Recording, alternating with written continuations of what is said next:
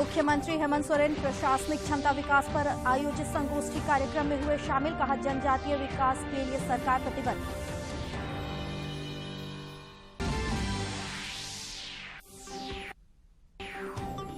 Jamtara police ने विभिन्न थाना क्षेत्रों से 7 साइबर अपराधियों को किया गिरफ्तार। 10 मोबाइल, 13 फर्जी सिम और 2 मोटरसाइकिल बरामद।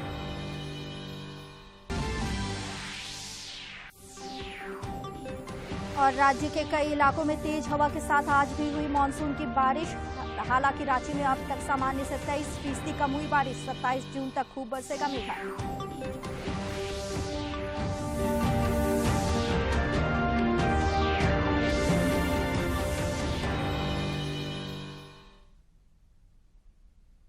नमस्कार, खबरें झारखंड में आपका स्वागत है। मैं हूं मंजूषा भारद्वाज और अब समाचार विस्तार से।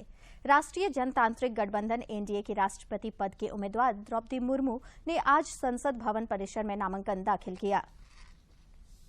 मंत्री भी मौजूद रहे। द्रौपदी मुर्मू को बीजू जनता दल का समर्थन हासिल हो चुका है। बीजू जनता दल बीजेडी के 2 मंत्रियों ने कल मुर्मू के नॉमिनेशन पेपर पर हस्ताक्षर किए थे। इनमें जगन्नाथ सारका और टुकनी साहू शामिल हैं। इसके साथ ही आंध्र प्रदेश में सत्तारूढ़ वाईएसआर कांग्रेस ने भी उन्हें समर्थन देने की बात कही।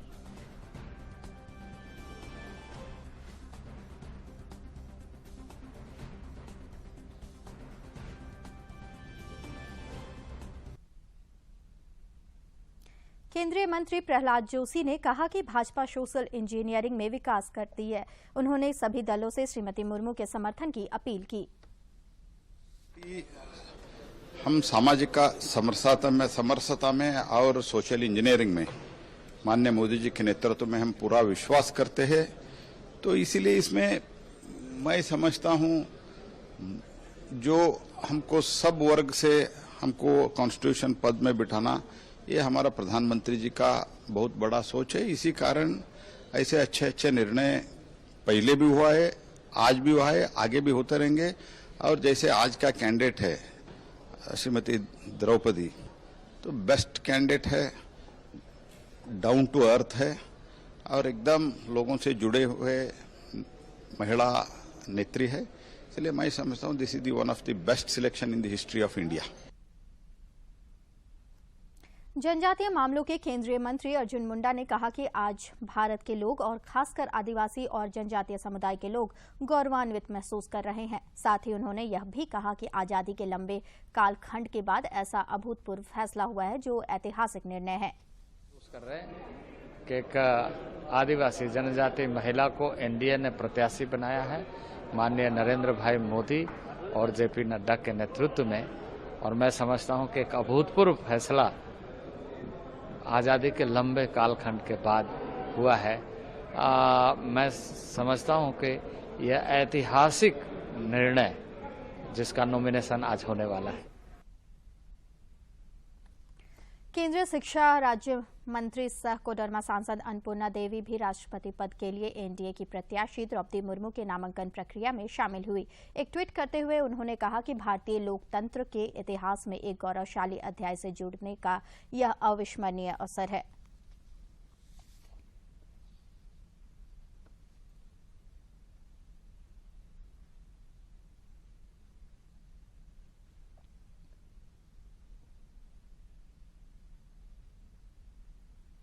राष्ट्रपति पद के लिए एनडीए की प्रत्याशी द्रौपदी मुर्मू के नामांकन के बाद ओडिशा के मयूरभंज जिले के रायरंगपुर के उनमें घर पर लोगों की भारी भीड़ उमड़ी। पूरे इलाके में आज जश्न का माहौल देखा गया। झारखंड से, पश्चिम बंगाल से और देश के अन्य भाग से लोग जो है यहाँ पर पहुँच रहे हैं और यहाँ पर डांस, गाना, सेलिब्रेशन सब कुछ जारी है। मैं आपको यहाँ दिखाना चाहूंगा जो पारंपरिक ढोल है, जो ट्राइबल ढोल है, वो से यहाँ पर बजाया जा रहा है। और यहाँ पर जो कई महिलाएं हैं जो अपनी पारंपरिक वेशभूषा में यहाँ पर पहुंची है। आप देख सकते हैं यहाँ पर जो बीजेपी के पूर्व सांसद है वो भी यहाँ पर, टुडू जी को आप देख सकते हैं, वो भी डांस कर रहे हैं। आदिवासियों को शायद इसके पहले ऐसा कभी चांस नहीं मिला। क्या कहेंगे मतलब इस बारे में? हम तो हमारा प्रधानमंत्री नरेंद्र जी से पहले बहुत बधाई है, उसको बहुत हमारा संस्कृति से बहुत धन्यवाद देते हैं जो हमको ये चांस दिया है हमारा पार्टी। इधर संयुक्त विपक्ष के राष्ट्रपति पद के उम्मीदवार यशवंत सिन्हा 27 जून को नामांकन दाखिल करेंगे। 1.5 दर्जन से अधिक विपक्षी दलों ने यशवंत सिन्हा को राष्ट्रपति पद के लिए अपना साझा उम्मीदवार बनाया है। झारखंड मुक्ति मोर्चा के केंद्रीय अध्यक्ष शिबू सोरेन के निर्देश पर कल राजधानी रांची के मोराबादी स्थित उनके आवास पर पार्टी के सभी सांसदों और विधायकों की बैठक बुलाई गई है। बैठक में राष्ट्रपति चुनाव और समसामयिक राजनीतिक विषयों पर चर्चा होने की संभावना है। जर्मनी के चांसलर ओलाफ स्कोल्ज के निमंत्रण पर प्रधानमंत्री नरेंद्र मोदी 25 जून देर रात जर्मनी के लिए रवाना होंगे, जहां वे G7 शिखर सम्मेलन में भाग लेंगे। शिखर सम्मेलन में भाग लेने वाले देशों के नेताओं के साथ प्रधानमंत्री द्विपक्षीय बैठक और चर्चा भी करेंगे।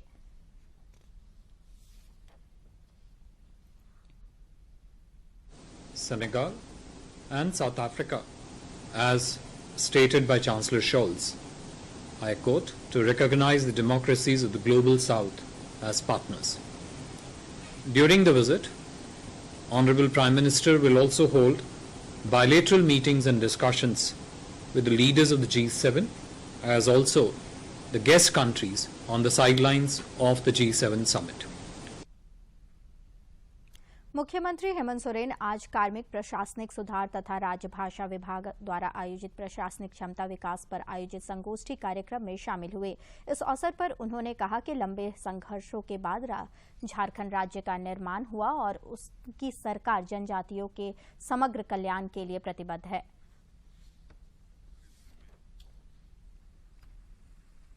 हम सब लोगों को एक अलग राज्य, अलग प्रांत मिला, झारखंड बना और 20 वर्षों का सफर तय करते करते आज यहां हम लोग पहुंचे हैं। सरकार बनने के बाद निश्चित रूप से सरकार को सर्वप्रथम, जैसे आप कहीं पदस्थापित होते हैं तो सबसे पहले आप क्या देखते हैं, उस जगह के बारे में क्या जानना चाहते हैं। उसी प्रकार सरकार जब बनती है तो सरकार भी राज्य के समग्र विकास और राज्य के हर दिशा में और हर दिशा के लिए, हर लोगों के लिए एक कार्य योजना के साथ आगे बढ़ती है। भारतीय वायुसेना में नई अग्निपथ योजना के अंतर्गत अग्निवीरों के पहले बैच की भर्ती पंजीकरण प्रक्रिया आज से शुरू हो गई है। इच्छुक अभ्यर्थी आधिकारिक वेबसाइट पर भर्ती प्रक्रिया के लिए ऑनलाइन आवेदन कर सकते हैं। केंद्रीय रक्षा राज्य मंत्री अजय भट्ट ने बताया कि वायुसेना में भर्ती की प्रक्रिया शुरू हो गई है। अग्निवीरों के लिए ऑनलाइन परीक्षा 24 जुलाई से 31 जुलाई के बीच देश भर के 250 केंद्रों पर आयोजित की जाएगी। भर्ती प्रक्रिया इस वर्ष के अंत तक पूरी हो जाएगी। वहीं थल सेना और नौसेना अग्निवीरों के लिए 1 जुलाई से पंजीकरण प्रक्रिया शुरू करेंगे।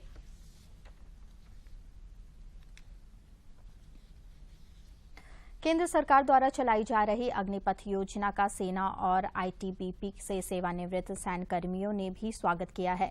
भूतपूर्व सैनिकों का मानना है कि युवाओं के उज्जवल और सुनहरे भविष्य के लिए अग्निपथ योजना बहुत ही लाभदायक सिद्ध होगा।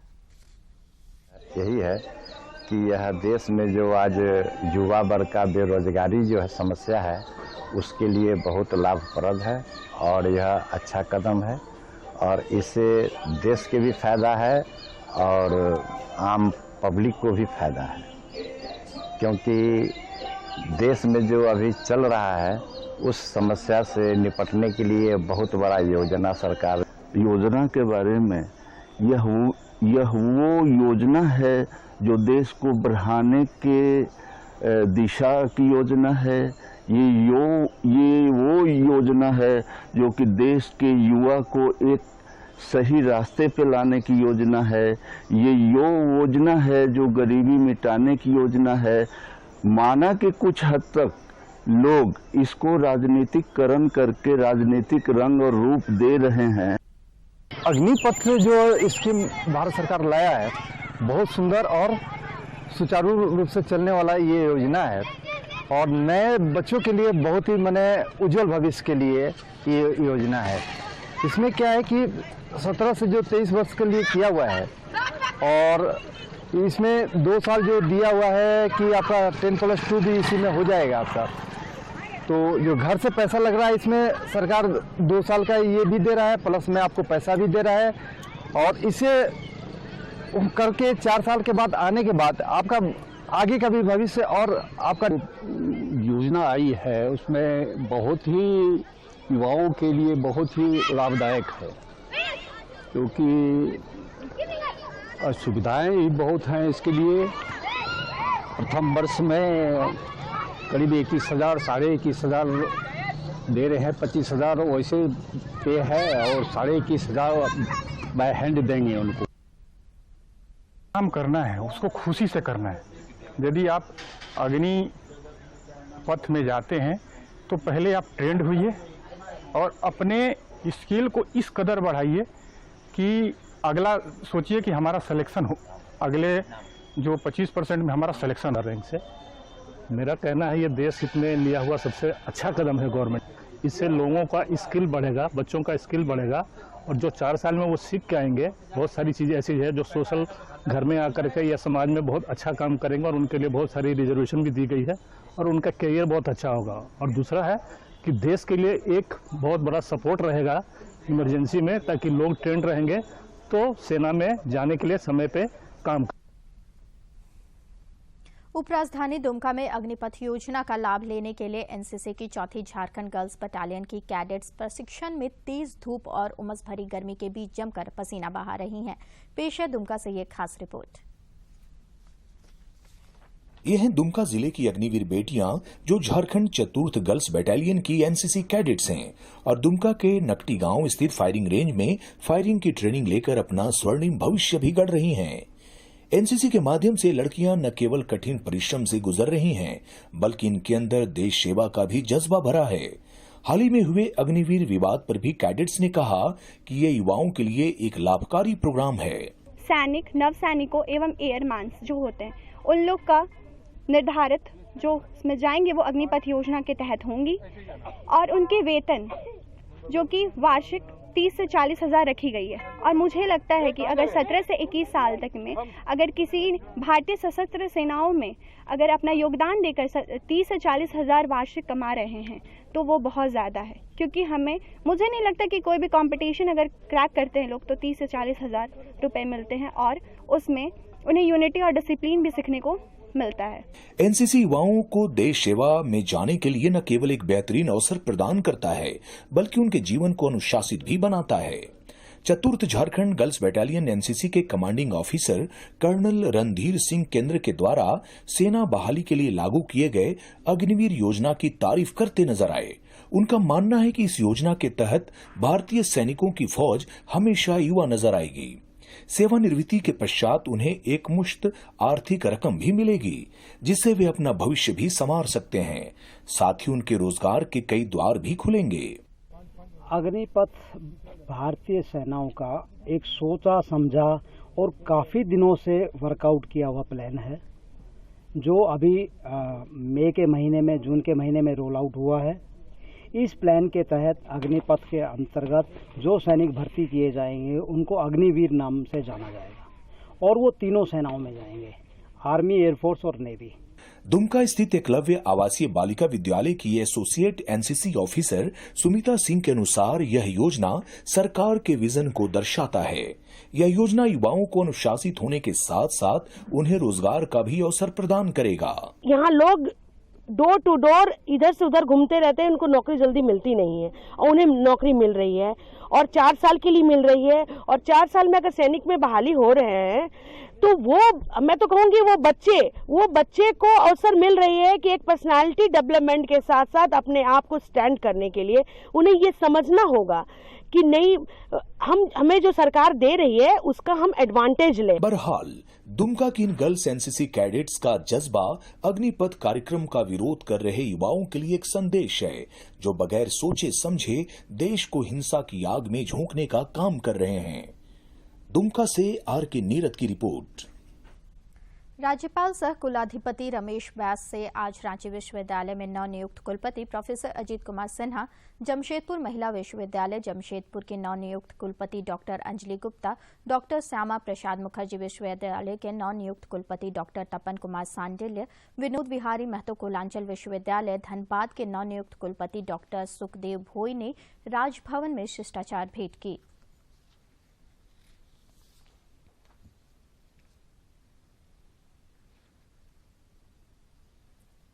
झारखंड समेत देश भर में पिछले कुछ दिनों से कोरोना संक्रमण का दायरा फिर से बढ़ता जा रहा है। पिछले 24 घंटे के दौरान कोविड के 17,336 नए संक्रमितों की पहचान की गई है, जबकि इस दौरान 13,029 संक्रमित स्वस्थ भी हुए हैं। केंद्रीय स्वास्थ्य मंत्रालय के अनुसार देश में कोविड के 88,284 मामले सक्रिय हैं।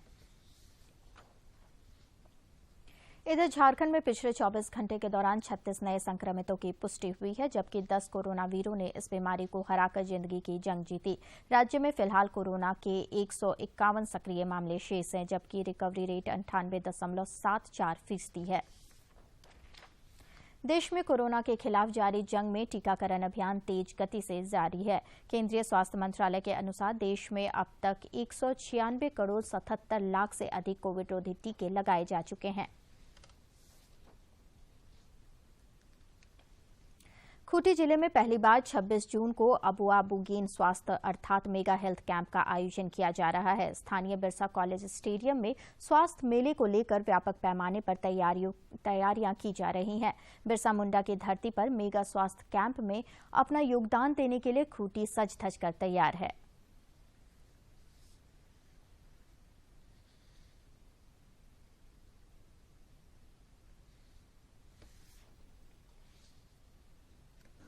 झारखंड के अत्यंत नक्सल प्रभावित इलाके के रूप में चिन्हित खूंटी क्षेत्र में पहली बार आयोजित होने वाला है मेगा हेल्थ कैंप और इसे लेकर जोर शोर से तैयारियां शुरू है।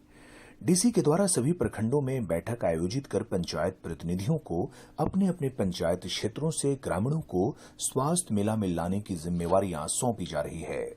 हर एक चीज़ के लिए डेंटल हो गया तो हर एक चीज़ के लिए डॉक्टर स्पेशलाइज डॉक्टर के जोन बना रहेगा, वहाँ पर लोगों को ले जाएंगे और जितने ब्लॉक है उसके आधार पर काउंटर बनाया गया है। जहाँ तक स्पेक्स का डिस्ट्रीब्यूशन है, हम लोग कोशिश कर रहे हैं जितने लोग आएंगे सबका आई टेस्टिंग पर कराएंगे, ताकि उनका जो ग्रामीण क्षेत्रों में लोगों को पता नहीं रहता है कि आई में क्या खराबी है, तो वहाँ पर टेस्टिंग भी हो जाएगी। साथ में हम लोगों ने जो ट्रैवल क्षेत्रों में पढ़ा है कि सिकल सेल एनीमिया का काफ़ी ज़्यादा प्रेजेंस है, तो उसकी टेस्टिंग यहाँ पे की जाएगी। साथ में हीमोग्लोबिन की टेस्टिंग भी जितनी महिला मंडल की दीदियाँ हैं सबके साथ की जाएगी। विभिन्न प्रखंडों में कई क्लस्टर बनाए गए हैं। वाहनों से ग्रामीण मरीजों को क्लस्टर से शिविर स्थल बिरसा कॉलेज स्टेडियम तक पहुंचाने की व्यवस्था की गई है और उम्मीद जताई जा रही है कि खूंटी, अड़की, रनिया, तोरपा, कर्रा, कुरहू और इब्के के हजारों ग्रामीण अपने स्वास्थ्य की जांच कराकर इस शिविर से लाभान्वित होंगे। इस शिविर में रांची, दिल्ली, मुंबई, चेन्नई समेत मेदांता, पारस, रानी चिल्ड्रन, राज अस्पताल समेत विभिन्न नामचीन अस्पतालों के लगभग 400 डॉक्टर एक साथ मरीजों का इलाज करेंगे और अपनी सेवा में योगदान देंगे। तन मन धन से भी लगे हुए हैं, क्योंकि सफिशिएंट वाहन की सुविधा नहीं होने के चलते लोग खुद अपने मोटरसाइकिल से या ऑटो से भी जाने के लिए तैयार हैं। इसके अलावा जो पीडीएस दुकानदार हैं या शिक्षक हैं, उनके साथ भी मैंने बैठक किया है और वो लोग भी प्रतिदिन खास करके जो कि ग्रामीण कल्चरल जो कि ग्राम सभा होता है उसमें भाग ले रहे हैं और लोगों को मोटिवेट कर रहे हैं। और हर कोई, हमको तो लग रहा है कि जो लगभग लोग वहाँ जाएंगे, क्योंकि लोगों में काफी उत्साह है। पूर्व में आयोजित स्वास्थ्य शिविरों में चिन्हित दिव्यांगों के बीच व्हीलचेयर और अन्य उपकरण वितरित किए जाएंगे। इस मेगा हेल्थ कैंप में सामान्य स्वास्थ्य जांच के अलावे स्पेशलिस्ट भी इलाज करेंगे। ब्लड जांच समेत टीकाकरण की भी कैंप में व्यवस्था रहेगी। जागरूक हैं, सारे लोग उत्साहित हैं कि इतनी बड़ी पैमाने पर ये स्वास्थ्य मेला लगने जा रही है और अनुभवी और बाहर के डॉक्टर और चिकित्सक जो आ रहे हैं और यहाँ पर बाल से लेके नाखून से लेके बाल तक का जो इलाज होने की जो सूचना प्राप्त हो रही है गांव के लोगों को, ये भूरी प्रशंसा करते हुए स्थानीय सांसद केंद्रीय मंत्री अर्जुन मुंडा जी का भूरी भूरी प्रशंसा कर रहे हैं और आभार व्यक्त कर रहे हैं। झारखंड का ग्रामीण इलाका गंभीर स्वास्थ्य सेवाओं से जूझता रहा है। ग्रामीण कई चुनौतियों के साथ आज भी जिंदगी जी रहे हैं। ऐसे में इस तरह के मेगा हेल्थ कैंप के आयोजन से लोगों को काफी लाभ होगा। खूंटी से ज्योत्सना डांग की रिपोर्ट।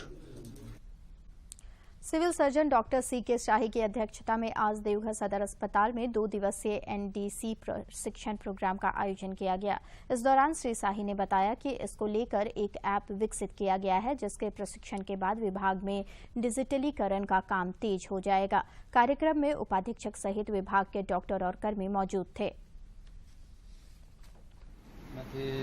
उसको रजिस्टर्ड रूप में, फॉर्म में, इस सब में जो है दर्ज करता है।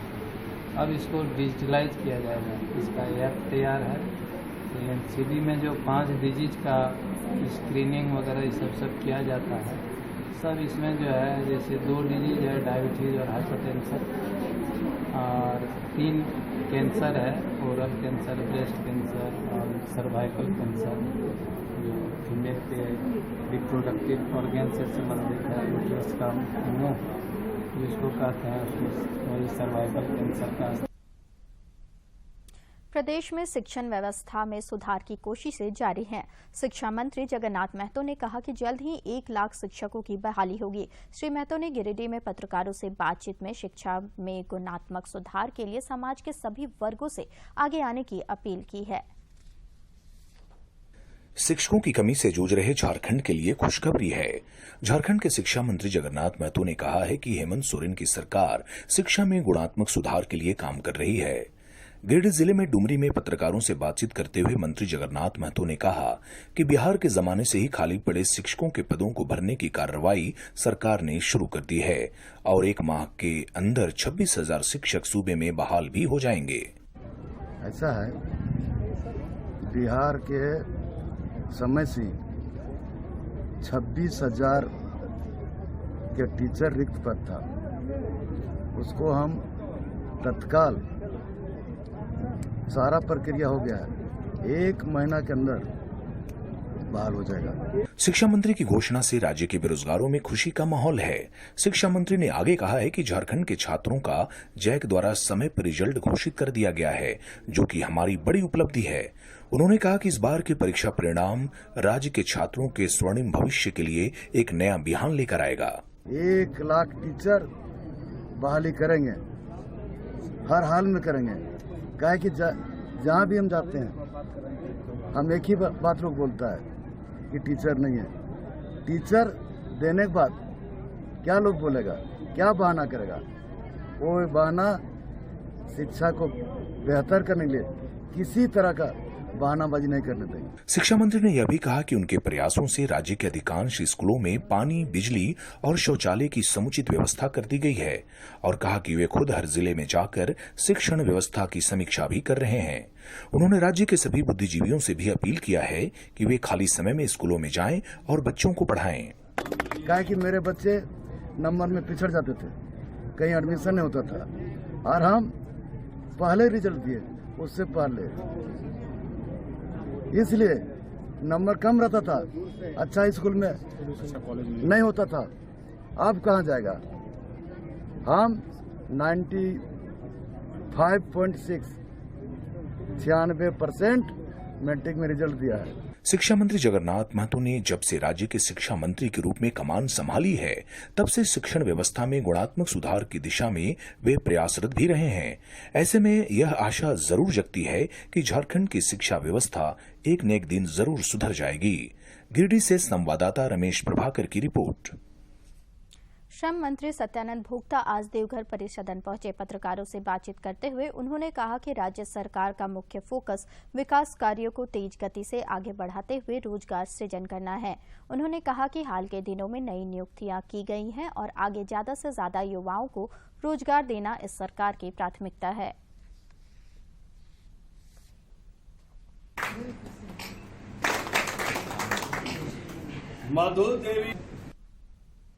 मुखिया मालिक पंचायत समिति कई लोग निर्वाचित हुए, सभी को हम लोग सम्मान समारोह के माध्यम से सभी को स्वागत किए। और आज का जो कार्यक्रम है, इसलिए बहुत लंबे समय के बाद पूरे जिला से हमारे गाँव का अधिकारी जिला स्तर से प्रखंड स्तर से सब आए हुए थे और कई लोगों की समस्या भी अपने रखा है। ये लोग RTI की मांग किए, सभी समस्या पर गंभीरता से विचार करते हुए रांची में 10 जून को हुई हिंसा की NIA से जांच कराने को लेकर झारखंड हाईकोर्ट में दायर याचिका पर अब 8 जुलाई को सुनवाई होगी। इस मामले में राज्य सरकार द्वारा अब तक जवाब दायर नहीं किया गया है, जिसे ध्यान में रखते हुए कोर्ट ने अगली सुनवाई की तिथि निर्धारित की। सर, इस रांची हिंसा मामले में हाईकोर्ट में सुनवाई क्या कुछ होगी? आज माननीय न्यायालय के समक्ष पंकज कुमार यादव ने जो जनहित याचिका दायर की थी, उसमें पूर्व में माननीय न्यायालय ने कई बिंदु पर आदेश दिया गया माननीय न्यायालय के द्वारा। उस सभी बिंदुओं पर इनको रिपोर्ट सबमिट करना था और इनको काउंटर एफिडेविट फाइल करना था। जो प्रार्थी ने जितना भी पॉइंट रेज किया है उस पर माननीय न्यायालय के समक्ष जो है एडवोकेट जनरल के यहाँ से आज जो है उसमें समय मांगा गया। माननीय न्यायालय ने ये करते हुए दिया कि इसमें डिटेल ये लोग काउंटर फाइल करेंगे और माननीय न्यायालय ने उसको अलाउ कर दिया। और अब कुछ खबर राज्य के विभिन्न जिलों से।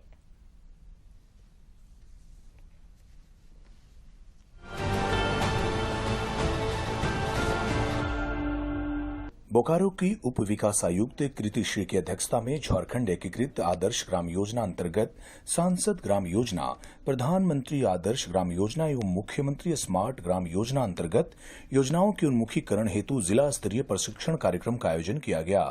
प्रशिक्षण में गांवों के विकास पर जोर दिया गया। देवघर से हंसडीहा की ओर जा रही मैजिक वैन धमनाकूड़ा मोड़ के समीप पलट गया। इस दुर्घटना में आधा दर्जन से अधिक लोग गंभीर रूप से घायल हो गए हैं। गिरिडीह के सांसद चंद्र प्रकाश चौधरी ने धनबाद जिले के तोपचांची प्रखंड में आयोजित मेगा KCC कैंप में लोगों की शिकायतों का त्वरित निराकरण करने और ऋण लक्ष्य को पूरा करने का बैंकों से आग्रह किया। मौके पर उपायुक्त संदीप सिंह ने कहा कि किसानों के अलावा पशुपालन, मत्स्य, गव्य विकास से जुड़े व्यक्तियों को भी KCC से आच्छादित किया जाएगा।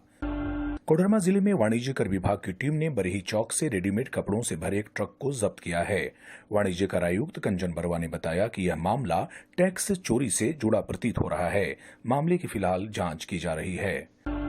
गुमला जिले में उपायुक्त सुशांत गौरव ने विद्युत विभाग के अधिकारियों के साथ बैठक की। बैठक में विभिन्न मामलों पर चर्चा हुई। साथ ही उपभोक्ताओं की समस्याओं के निदान के लिए हेल्पलाइन नंबर भी जारी किया गया। रांची के सदर थाना क्षेत्र स्थित डुमरदग्गा बाल सुधार गृह में एसडीओ दीपक दुबे के नेतृत्व में छापेमारी की गई।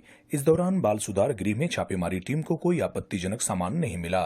प्रशासन को लगातार सूचनाएं मिल रही थी कि बाल सुधार गृह डुमरदग्गा में अवैध रूप से प्रतिबंधित सामानों का इस्तेमाल किया जा रहा है। चाणक्य IAS अकेडमी की ओर से रांची के मोराबादी स्थित आर्यभट्ट सभागार में सम्मान समारोह का आयोजन किया गया। इस समारोह में 7वीं से 10वीं JPSC में सफल अभ्यर्थियों को सम्मानित किया गया। मौके पर अकेडमी की ओर से लगभग 50 से अधिक सफल बच्चों को सम्मानित भी किया गया। साहिबगंज जिले में अज्ञात लोगों ने JEP-9 के जवान की गोली मारकर हत्या कर दी। जवान का नाम गुड्डू ओझा बताया गया है। जवान को घर लौटते वक्त घात लगाए लोगों ने गोली मारी है। आनन फानन में घायल जवान को नजदीकी अस्पताल लाया गया, जहां डॉक्टरों ने उसे मृत घोषित कर दिया। चतरा पुलिस ने जिला परिषद प्रत्याशी Vikram Rajak blind murder case का खुलासा कर लिया है। पुलिस ने हत्याकांड के मुख्य आरोपी TSPC के कमांडर देवेंद्र गंजू उर्फ मणिकांत समेत 4 अपराधियों को हत्या में प्रयुक्त पिस्टल, 2 देशी कट्टा, गोली, 4 मोबाइल और 2 बाइक के साथ गिरफ्तार कर लिया है। झारखंड की 3 खिलाड़ियों का कॉमनवेल्थ गेम्स के लिए भारतीय महिला हॉकी टीम में चयन किया गया है। इनमें निक्की प्रधान, सलीमा टेटे और संगीता कुमारी के नाम शामिल हैं।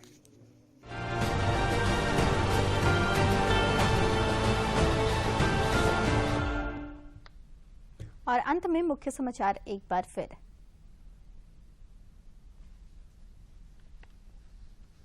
एनडीए के राष्ट्रपति पद के उम्मीदवार द्रौपदी मुर्मू ने दाखिल किया नामांकन। प्रधानमंत्री नरेंद्र मोदी समेत एनडीए के कई नेता रहे मौजूद।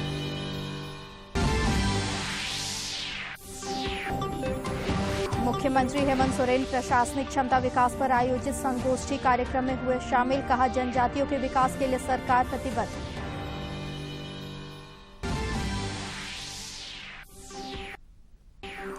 जामताड़ा पुलिस ने विभिन्न थाना क्षेत्रों से 7 साइबर अपराधियों को किया गिरफ्तार। 10 मोबाइल, 13 फर्जी सिम और 2 मोटरसाइकिल बरामद।